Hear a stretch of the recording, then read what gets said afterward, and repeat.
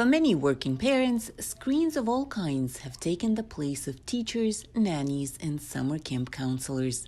I have two kids. One is 10 and one is 12. And I'm no different.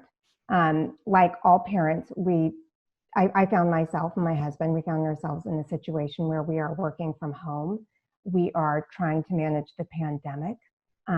We're trying to take care of parents who need resources, neighbors who might need help. And for most parents, knowing that their child is in their room, on their computer, that feels like safety. And really what we found was it wasn't.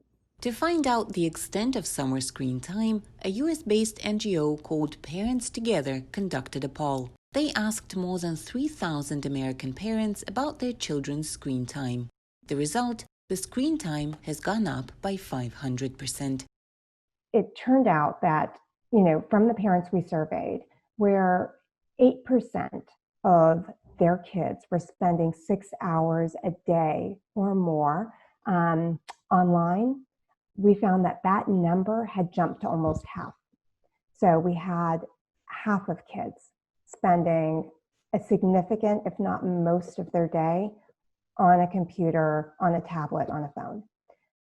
In 2019, the World Health Organization issued a number of recommendations regarding screen time for children. And it's worth noting that keeping screen time to a minimum has always been a challenge in the best of times. For infants, the recommendation was 0 screen time. But in reality, on average, US babies have been spending about 40 minutes a day in front of gadgets.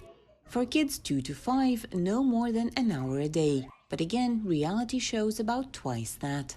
Teenagers, the WHO noted, don't have limits, but note the link between excessive screen time and depression and anxiety.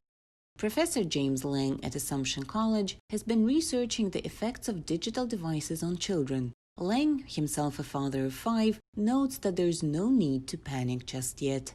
You shouldn't worry so much about it if you and your family recognize that this is a temporary transition period, and that if you're willing to do the hard work of returning to healthier behaviors once we have gained access to some of the places and spaces and activities that we used to have access to before.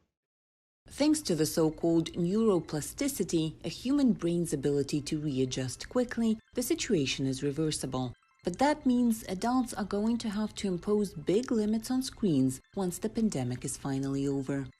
The sort of attention structures of our brain are so kind of deeply embedded in our brain system that it would be very difficult to imagine that they could somehow be permanently changed from a few months of additional screen time, or even 6 months to a year of additional screen time.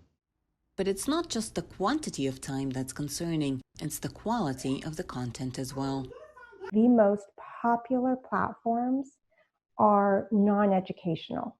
So the most popular platforms were YouTube, used by like almost 80% of the kids, Netflix, used by about half of the kids, and TikTok. Even the most optimistic prognoses are theoretical at this point. None of today's scientists have ever lived through a lockdown like this in a digital world. And no one is sure quite what the effects, both short-term and long-term, will be. For Anna Nelson in New York, Anna Rice, VOA News.